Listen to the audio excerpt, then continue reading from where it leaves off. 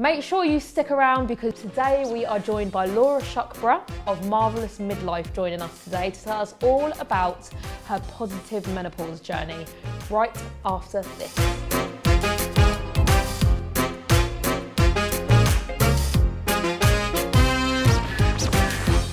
So we're joined today by Laura Shuckburgh. Hello, Laura. It's lovely to have you with us. Thank you for joining. And you're known on Instagram as, is it Marvellous Midlife, I want to say. I got that around the right way, Marvellous Midlife. Marvellous Midlife, not as some people think, Marvellous Midwife. That would be the wrong account. Do not follow Laura on that one. So do you want to just do a little intro, Laura, and just tell us a bit about you and what you do? Yes, okay. Well, it's lovely to be here with you both. I'm a midlife and menopause coach. I help women who are a bit stuck and who are thinking that menopause might be like a really awful thing and who are fearful, or women who are at a bit of a crossroads in their life. And I just kind of help them to see that there's a light at the end of this sort of menopausal hormonal journey that we're on. Yeah. And I started doing it about 5 years ago because of my own hideous perimenopause journey. And at the time, I didn't want anybody to feel like I felt, and there's so many more people doing what I'm doing now, but I was kind of like one of the first sort of menopause coaches. And yeah, it's been a really interesting journey. And I know there's lots more talk about menopause, but it still can be very, very scary to a lot of people when they first go into it. Our hormones can be little terrors, can't they? And they can cause a lot of heartache and a lot of challenges for us as we go through our perimenopause journey. And even though there is a lot more talk about menopause, I still think that sometimes you can be going into perimenopause and still not know that that's why you feel like you feel. Yeah. And I'm also so that's what I do kind of for work wise, but I'm also on a bit of a midlife adventure. I left my marriage in the middle of my menopause and set off in the middle of lockdown and set off to drive to France because I was following what I wanted to do. So that's a whole nother story. And I now live in France. And so that's kind of quite inspirational as well, because I think a lot of people think when they get to menopause, it brings up a lot of, I don't know, a lot of stuff that maybe we've been like pushing down. And actually, I think menopause is the perfect time to answer that call, whatever that call is for you. So yeah, there's kind of lots of different things. And I've also set up another business since I've been here. So I'm really pro menopause. I think it's a really great time of our lives. I love that. I love that. I feel like I always get this image of it's a sifting time, Yes. like a sifting of the stuff we don't need. Like when you're mining for gold, as you do at the weekend, mining for gold.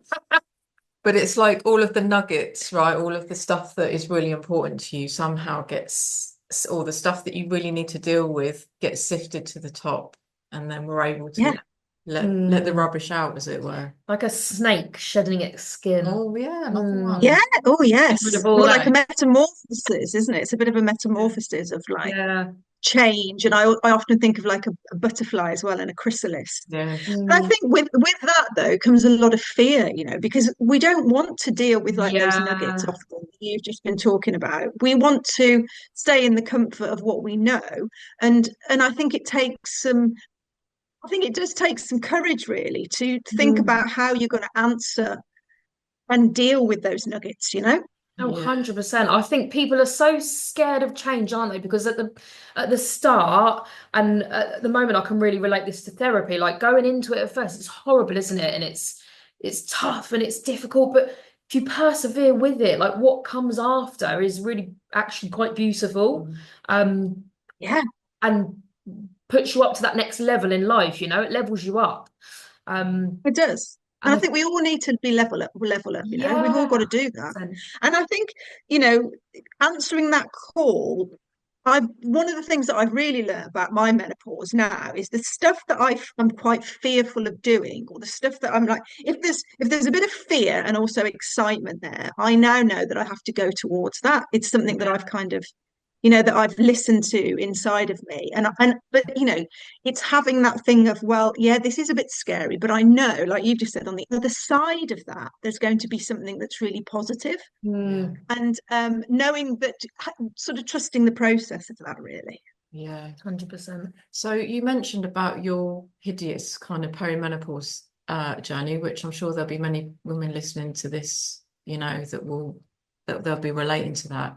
But are you happy to kind of talk us a bit about what it was like for you? How did you end up in France? What what happened? What happened for you? Yeah, I'm really happy to talk about it.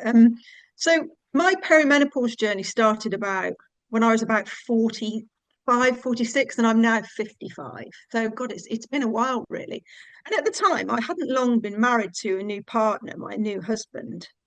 Um, and so within a fairly newish relationship almost. And I just start and I also was in a new business. I was working within an architecture practice and I was really getting my head into business and I loved it.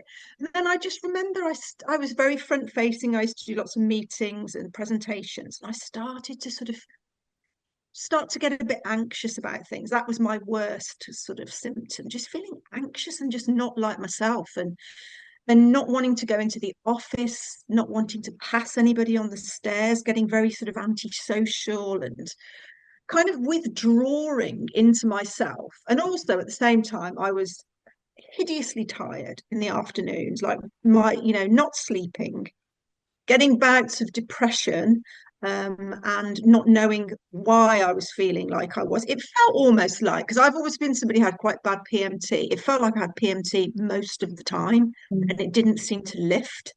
And then I got really forgetful and I started like losing things. I got really angry and short tempered. And I actually started to think there was something really wrong with me. And at the time, that long ago, I had never heard of perimenopause. No idea what it was. So, it was not something that I could tap into and think, oh gosh, this is because of this. It was, and I remember sort of getting worse and worse and worse, arguing with my husband and just feeling really out of sorts. And I remember actually getting into bed one day after going to the wardrobe to find something to wear for my meetings and just couldn't even make a decision on what to wear and just crumpled into bed and just sort of stayed there on and off for about 2 months. Like couldn't sort of really depressed, very, very depressed, feeling really like I didn't want to live really. I felt that bad. Yeah. And it was through that sort of being within that kind of having that time to myself that I started researching. And that's when I realized, oh my God, I think I'm in perimenopause. This is the menopause, but I felt too young. I had regular periods, all of this stuff that we miss and that nobody's told us about. And then that's when I could start to do something about it. And it felt a bit like a cloud had been lifted because I thought, okay, what can I now do? Yeah. And so that's the kind of perimenopause bit. But within that as well, I actually ended up moving out of my family home for a year. Bearing in mind I hadn't even been in that relationship that long, because I just could not cope with being around anybody. And I had stepchildren as well. And I think that's another thing about menopause that we don't allow ourselves to do. Maybe we can talk about this a bit more, put a pin in it, about that whole thing of how we need to withdraw almost, which is really tricky when we're busy and we're parents, we've got jobs and all of this sort of stuff. But it's a time that I think we have to honor that, that kind of retreating and giving ourselves a bit of space. And when you read about, there's the kind of different books on this time of life and what women do in other cultures, and it's almost like there's this hibernation period, right, of where women will go almost like you talked about a butterfly, a chrysalis are going off and then they're coming back almost as the wise woman, if you like, after we've gone through Yeah. that process. But what you've touched on there, so I can really relate to, I kept having these feelings of, I want to just pack my bags and I need to leave. And it's not that I wanted Yeah. to leave my marriage, and it wasn't that I wanted to leave my children, but I had this overwhelming feeling Just need to get out. of I need to get out, I need to go somewhere.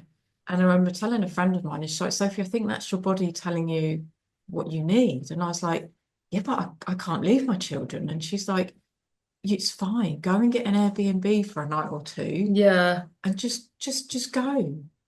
But it's not normalized. It's not It is normalized. normalized, and also I think we feel guilty to do that as well. Maybe I could have, me going to get another house, like a rented house, was a massive sort of like, it's quite an extreme version of that. Mm. But maybe if I'd have just given myself the permission to go away for a few nights in an Airbnb every few, couple of weeks or every month or something, maybe I would still be married, I don't know. It's very interesting. But yeah, that whole thing about wanting to kind of run away. Yeah. Run away. And also, just feeling very, very like what is this? What is my life doing? Just Yeah. feeling very kind of like, oh gosh, almost trapped, and I don't know whether I can live like this, and all of that sort of stuff. And I don't ever feel like that anymore. So I do think that it definitely is to do with perimenopause and what the hormones do to you. Yeah. But also, do you think in with that it's that your body's trying to tell you something, So those feelings like you were mentioning of the feeling trapped and it's telling us that something's kind of Not it's not right. right here. Yeah. And I need to look after myself in perhaps a different way to what I have done. Absolutely. And I think, when I'm coaching women and talking about this, when I'm doing my sort of workplace stuff, because I haven't said that, similarly to you, I do workplace organizational consultancy for menopause because I think I'm very passionate about that. But Mm. it's about giving ourselves the grace to really up our self-care and to look Yeah. after ourselves and to listen. I mean, I've written that down, I would say, my biggest thing about menopause is that you have to listen in to what your body is trying to tell you. Because for me, it was like it felt like a little whisper, this sort of like, right, you need to get out. I think that me leaving my marriage and stuff I don't think my marriage was good for me. It wasn't a bad marriage, but I wasn't happy within it. But this little voice that I just kept trying to silence, Yeah. and I think so many people are maybe not happy, actually fully happy in the life that they're living, but they're going through the motions. And actually, it's more comfortable to be uncomfortable than it is to make the move to move on or Yeah. change things, because that can seem like a massive deal. And I was sort of in that. I was thinking, well, I should be happy. I really should be happy in this. I've got a lovely life, I've got a lovely husband, I've got everything I need. And Mm. then on top of that comes the guilt, why aren't I happy? Mm. And as women, I think we do that a lot. We can feel guilty about a lot of things. And I've worked very hard on that. We can be, our own worst enemy in that Yeah. way. Yeah. You always say I would never speak to my best friend like that in the way that I sometimes have spoken to myself in the past. Mm. So how Yeah, you yeah. speak to yourself is so very, very It important. is, isn't it? Yeah, it has That such a inner dialogue. Yeah. mm, You have That to catch. yeah, You have to catch it, don't you? yeah, and almost like override it with something nice. Yeah. Yeah. Yeah, I'm always having chats to myself in my head, like Bianca, come on, mate, that's not true. You do look yeah, nice yeah. today, Yeah. it's like having this little chat, little It pep talk in the is. mirror Yeah. before you leave the Mhm. house. Or that Absolutely. about the guilt. Well, actually, that I can't take that on as well. Like Yeah, that's not all my responsibility there. Actually, that other person has their own, because we do that mm, so easily, don't we? And it piles up. Yeah, it does. Yeah. So you recognise you were in perimenopause. Were you able to go and get some help at that time? What did that look like for you? Well, I decided that HRT was something that I wanted to consider, even though I, also was very scared about the flawed study in 2002. And so I did loads of research into that and decided to speak to my doctor. And I think I spoke to three GPs in my practice, and all of them were very pro HRT. So I, kind of set my mind at ease. Two of them were on HRT and they taught me through it and all of this stuff. And they sort of said to me, it's a lifestyle choice. And, if your symptoms are so bad, then I would definitely consider it. And so I did. And it really has helped me enormously. Alongside, all the kind of, I'm very holistic. So I take a very holistic approach to my menopause and when I'm helping clients and stuff. So HRT is not a magic pill, but it fits into my jigsaw of ways of coping with or have coped with menopause as I go through it. yeah. Do you want to tell us? Because we talk a lot about a kind of hormone well-being toolkit, our mental health toolkit. what's in your toolkit? You mentioned HRT, but that you've got there's other things in there as well. I know I love seeing you on Instagram going for your runs and like doing your exercise and pushing yourself, even though maybe there's days where you really don't feel like it. But yeah, Yeah, yeah. what do you do to help? Well, exercise is like one of my big ones. Like exercise is a non-negotiable for me, really. Yeah. So I'm at the moment I've stopped doing so much hip workouts. I'm in some strength training at the moment. So I'm doing weight workouts sort of 4 times a week. Mm. And I do my 10,000 steps a day. So along with weights 4 times a week, that's my exercise at the moment. And I stretch, I try and move more, I think movement's really important. I'm not at it now, but I've got a standing desk. And I follow a great woman on Instagram, Yana Moves. It's all about sort of sitting in our positions that we were meant to sit in years ago, like tribal people, Yeah. squatting down and all that. So just introducing much more movement, really. So movement and exercise, well, movement, HRT, mind and mindset, really, in mind. So I meditate most days.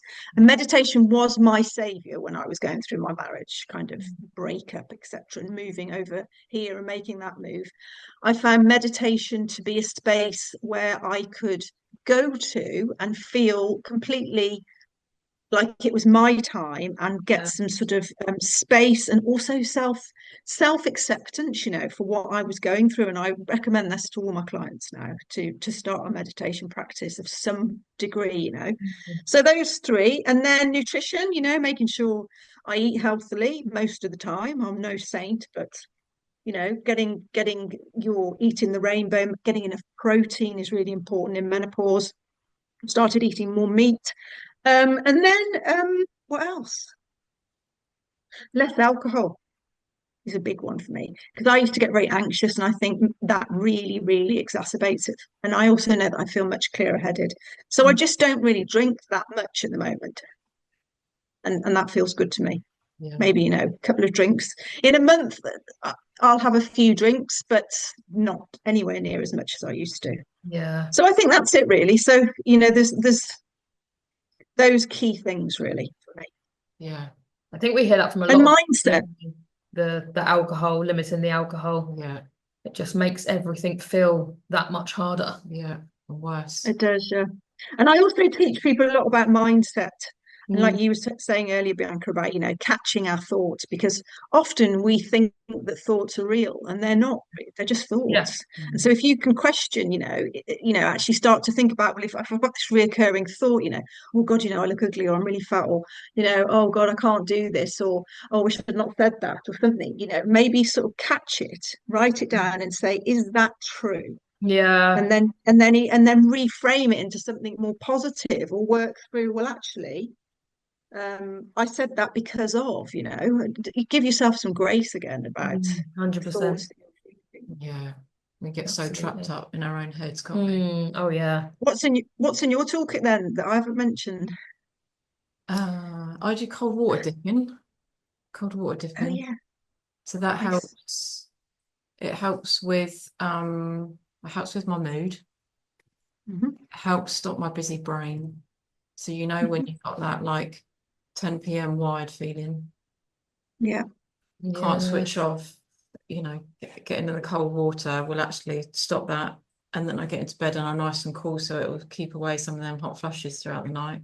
So that's a big one for me. Yeah, nice. I'm similar to you.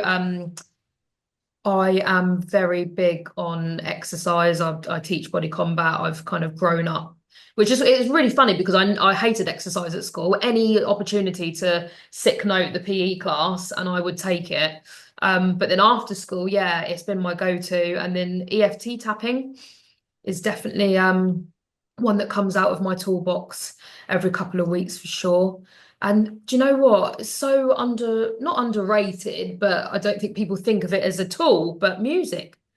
Anything to do with Yeah. it changes everything for me. You Yeah. just any genre, listening to like 1 minute I'll be listening to house, which is like my go-to, and then it'll be Motown. It'll be like hardcore rap music, and it's just each genre brings a different Like energy. yeah. Yeah. Oh, I love it. I love Yeah. it. I don't listen to enough music, but the other day I really recognized that. And I thought to myself, when I listen to music, it changes my Yeah. state really quickly and move, like dance. I love dance. I used to be a big raver and I used to love dancing. Oh And I yeah. don't dance enough, dancing is something. And I realize now, looking that when I used to go to raves, even though I was like, there were a few narcotics involved, it was a space that I could go that was just I was totally myself and I could just get out of Yeah. my head and into my body and just and that's something that Absolutely. because I'm a big thinker, I think that I overthink a lot of times, or I used to. And so Yeah. actually getting into your body is really important, isn't it? So the Oh, whole so culture much. and exercise and dancing The and dancing, That yeah. whole shaking it off, like one thing that I've been really conscious of, and I follow someone that does music is medicine. Movement is medicine, and she does these big sober raves in London. Incredible, and I follow everything that she says. But another thing was about animals shake off when they're stressed. You Yes. see them shake off. yes, We don't do that. No. And actually dancing is so a lot of I teach some legs, bums and tums classes, and some of my ladies, I'll at the beginning I'll put like an 80s track on, or at the end of the class and just let them shut. I say make dance, but make sure they're shaking involved in it, and they're just going for it, and you can see their whole Just like release. persona just changes. It releases, and I can't tell you how happy it makes me to see them. It's so underrated. I think it's and I just bet they leave that class, don't they, with a big oh, smile on the face. I yeah, used to go and do a bit of not ballroom dancing, but like Sarok dancing when I lived yeah, in Leamington. My God, I would be in there. The smile would be so big, I'd have an aching face by the time I yeah, left because I just so joyful. I'd come out just beaming, and the whole yeah, time it was just yeah. So magical, really. I joined the hip hop. Sasha I used to go on a Oh, I Monday night. love I that. was terrible because, everyone would go left, I would go right. I was that person. Part of it though. But the joy, because he would go, it would be old school hip hop. So it wasn't like Mm, modern stuff. He'd go back to back to the 80s. proper, So back to them, and yeah, I he'd tell you love all that. about them. And like you mentioned, just the smile, the joy of Yeah. Mm, Joy is a really interesting word, isn't it? Because that's something that I, talk about quite a lot. Is I think that we lose that ability to find joy, especially in yeah, midlife, because we become so wrapped up in everything that we've got to do. mm. And I think if we can find moments and pockets of joy, whatever that is, again, another thing in my toolkit which I didn't mention is just being in nature. Yeah. Oh, Laura, speak to my Walking and just soul. going out. Like little joyful moments of Yeah. just looking at something that's beautiful and it just being grateful just to see it. And Having those gratitude, little there's another one. glimmers. Yeah, yeah. having those little glimmers. I've been talking about Glimmers. squirrels lately. Yeah. So it I love keeps coming up. My lady, we had a menopause meet up on Monday, and what came up was the fact that we're all enjoying watching the squirrels burying their conkers and just going about their business in the garden. Yeah. But it's a little moment, a pause in the day of Yeah. Happiness, of pure happiness. joy. Yeah, yeah, yeah. Nothing better. No. Yeah. And I think you're right, to be grateful for those little things, to start, I gravitate towards the people that are like, look at the sunset, look at that plane in the sky, look at, like, oh, how lucky are we, like, to even be alive, We are. you Yeah, know? we are exactly. And sometimes I think that just kept coming back to simple things like just three things that you're grateful for in the morning or the evening can just change again, can just be something to change your state. Because it's scientifically proven that if we're in a state of gratitude, we can't be in a negative emotional state. Yeah. Yeah. So actually, Yeah, just tap into grateful. that really. Mm, mm, Yeah. absolutely. So going back to your kind of menopause experience, what would you say, what's it taught you about yourself? What's it shown you It's kind of in terms of your it's taught resilience? me that I am much wiser than I ever thought I was. It's taught me that I am very resilient. Mm. And it's taught me to honor myself a bit more, to just listen to what I need. So I think, yeah, that's kind of what menopause has taught me. And that's, I think when it comes, because it comes at that midlife stage, in our lives, and so many people think that, because you're in menopause, you feel really old and you're getting to the end. We could have another 40 or 50 years ahead of us. Everybody's living longer. There's never been a better time or a moment to be alive than we Yeah. are in now. We're so lucky. The longevity is there. So actually, menopause is just literally that midpoint. And it's a time to address all the stuff that we were talking about earlier and then make the next half of your life count and be the best half that it can be. Because if you think when you think about that, if you think about how much you've done in the last 20 years, you know, 25 years, and you might have at least that again and more what you could achieve and accomplish. I think that's really a beautiful thought and a really positive thought. Yeah. It really is. So your kind of journey, getting the help, getting the HRT, implementing these things that have helped you along the way, moving to France, how exciting. Do you feel like are you still going through perimenopause, but you feel like you're in a different place now to where you were? Have you gone through menopause? Where are you on that journey? Well, I think I'm in postmenopause. At 55, I had my coil removed about 3 months ago. So when you've got a coil, you don't get a period anyway. So I kind of didn't really know where I was. I'm still taking my HRT, 2 pumps. And interestingly, actually, which is something to talk about hormonally, because the progesterone has gone from my coil, I've had to start taking it orally or vaginally, and it's really messing with my balance. I'm getting really dizzy, and I've been doing loads of research into it, and there's not a huge amount of research into progesterone and kind of dizziness and vertigo, but it is there when you start digging.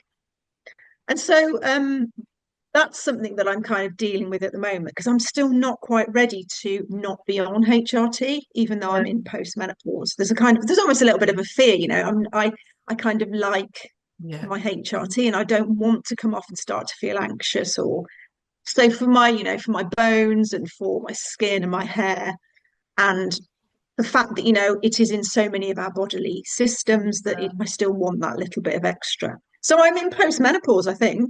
Yeah. Which feels good. I don't really feel like I have any symptoms anymore of menopause. I'm really happy since I'm living my life my way. I live on my own. When I came to France, I lived in a motorhome for 3 years because couldn't afford a house of my own when I left my marriage, so I wanted something of my own, so I did that. Wow. And now I'm in a little house that I rent actually, and it's gorgeous and it's so nice, and I feel really content. Awesome. Most of the time, I feel really content and happy. It's wonderful. I love And I that. don't worry about things so much. I used to think people or we do as human beings, and I was terrible when I was in perimenopause, always worrying about the future. I wasn't somebody who really ruminated on the past, but I was a worrier about the future. And I can still do that a little bit because I'm self-employed, I'm in this arena of menopause. But I now know that I am there is a greater picture, like the universe or God or whatever you want to call it. I do have a faith in somebody looking out for me almost. So if I do the work and work towards what I want, I kind of know that I'll be okay as well. I'll come back to you, yeah. Put it out. So it's one of those really. What a wonderful Love outlook. that. So did you just get a van and just drive to France? No, I didn't. I drove to France in my car in the middle of lockdown. Yeah. And then I found a place to rent in a village that I knew nobody and just wanted to just do that on my own for 3 months. And then I moved back up to where some friends of mine live in the middle of France. And then I bought my van. Wow, amazing. And just what an inspiration. yeah, that is just incredible. And I love to hear more people living life like that, just going off and doing stuff. And yeah, it's just awesome. It is just awesome. And so Feeling the fear and doing it anyway. Yeah. how do, yeah, 100%. What a quote that is. What's France's outlook on menopause? How do they look at menopause training? Are they hot on it like corporates are over here? I know they're not as hot, but because I don't speak fluent French, I haven't really tapped into it so much. I do see a few sort of menopause coaches coming up on Instagram, but like pretty much everywhere in the world, apart from the UK, you know, we are sort of the leaders in menopause awareness for sure. They are a bit behind us, I think. And I know that GPs here are very reticent to prescribe HRT, etc., depending again on which GP you go to. But yeah, so in terms of the care, I still think it's a little bit behind the Yeah, UK. interesting. It is interesting, isn't it? Yeah. And it seems strange, doesn't it? Because sometimes we can get frustrated in the UK at what we feel maybe we could be further ahead and we're not. But actually, when you look, like you say, worldwide, we are ahead of Yeah, and everyone else. definitely. And the global organisations that I work with, often, you know, I get all this feedback. You know, in America, I know ladies in America who they won't be prescribed HRT until they've finished their period. Doctors won't give them Wow. estrogen until they've completely gone through it, you know, Oh which is my not the time that you really gosh. need. Yeah. Which almost seems Um, it's not needed then as much as it is in the pros that, you know, that's I God. know. But then that's where we need the research, you know, because if they're doctors and they are thinking that, you know, we still, you know, I am always aware that even though everybody is much more open to taking HRT now, we're on it, we still don't have the research of what's going to happen to people like us who are taking it, you know, maybe 20 years down the line in terms Yeah. of, you know, the risks and maybe what comes of it, you know what I mean? Yeah. Mm, Yeah, we do need so much more. And we have to yeah, wait for that. absolutely. We've got to wait. Only time will tell with all. Time will tell, yes. So, what for our listeners that are listening today, and I'm sure they will be as inspired by your story and your experience going through what you've gone through. If there's anything you'd like them, kind of message you'd like them to kind of take away, what would that be about your experience and about menopause? I would say to them that to lean into menopause, you know, lean into the transition, try not to fight it. Mm, Know that you will get through to the other side. And even though it's challenging for a reason. yeah, And, you know, so so almost it's like I know it's really hard to embrace something that's challenging, but if you can kind of see the bigger picture, which is really hard when you're in the throes of menopause, but if you listen to more and more people talking about that, then hopefully that message will get through. And then my other thing I would say is be your own advocate. If you listen into your body, you know what you need. So always know that you know what's best for you yourself mm, and have that. So when you go and see a GP or something, make sure you get what you want. You know, don't be afraid to ask for what you need. And yeah, I think it's just that. I think just listen to your body, honor your body, and give yourself some time in the menopause if you possibly can. love that. And if your body says I need a break and I need to go away for a little bit, that's all right, isn't it? It's all right. Just do exactly that. Don't feel guilty. Go away. So otherwise, might end up going for a year like I did. I don't know. So I think, In south of France, it could be worse places, Laura. Yeah. yes, very true. Very true. And also just to know that this can be like the best time of your life.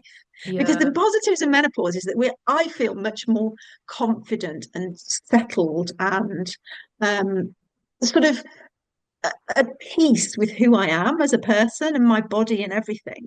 And there's yeah, something quite wonderful about that. That as a woman, I think we often, for most of our lives, don't feel like that yeah, about our bodies and about everything that's going on with us because we complete our own worst enemy. But there's a kind of peace that I'm feeling at the moment.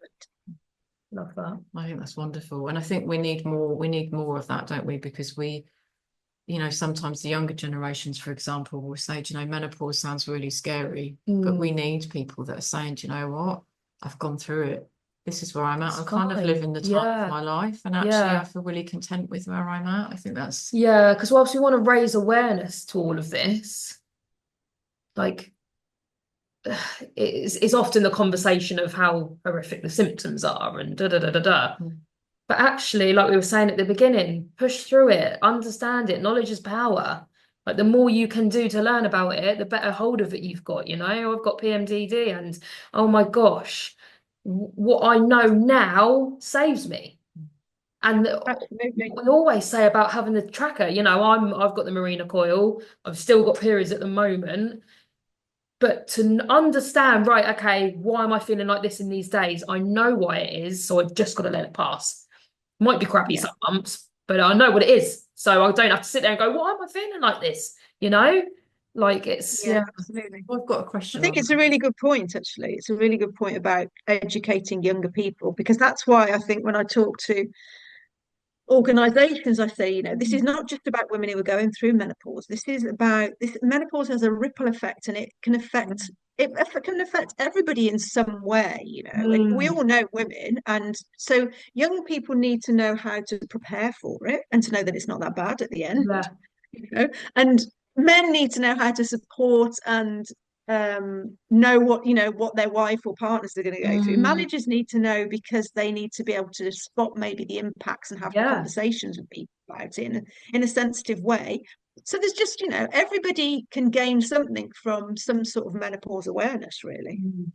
And I 100%. do think, that whole thing about there's so much more talk about it at the moment, but often I think that can engender fear, like Yeah, you just said, Bianca, and actually we need to have like that more positive narrative around menopause, not the negative one, because mm, again, with women who are leaving work because of menopausal symptoms and not getting the support they need, we need women leaders, we need wise, yeah, experienced women who feel like I do, more content in post-menopause, can, energy yeah, levels are back, all of that. We need to keep those people. We don't need them to be 100%. going No, Mm, so true. for the sake of everybody in workplaces, for the sake of the economy, for the sake of what the world, yeah, yeah, it's like a massive picture, What isn't it it? comes down to. Yeah, 100%. totally that. So before we go today, Laura, are there any menopause myths that you would like to bust? Is there anything that you like? Do you know what? I really want people to know that that is just not true. Well, I think I would like people to know that actually you can still be sexy after menopause. Menopause, Oh, you don't have to yeah, you don't have to lose your sex appeal just because you're going into menopause and coming out the other side. We can still be vibrant, sexual beings, mm, and actually, in many ways, because of the kind of like peace within the body that I was talking about and kind of feeling much more confident, I suppose, in who I am, maybe that's makes us even more sexual. Maybe that's a really good thing to be kind of tapping into. And, yeah, because we're getting a bit older, we maybe have got a bit more time. We haven't got, when kids are growing up, maybe there's a bit more time to kind of nurture our own sexuality, in later life as well. And that's something we don't talk about, isn't it, very much? Absolutely that. It's breaking all the taboos today. yeah, Yeah. That's it, absolutely, yeah. absolutely. So how can people find you, Laura? Because tell us before we go, where do people find you and how can you help anyone that's Well, out they can there find listening me to on this? Instagram, even though I'm not as active as I sometimes am on Instagram, because I get, I have a bit of a love-hate relationship with Instagram. So that's Marvellous No, Midlife, don't Marvellous we all? underscore midlife with double L for Marvellous. And then my website, which also needs a complete revamp, but they can find out about what I do on there. And I offer a free discovery call, anybody who's really struggling with menopause.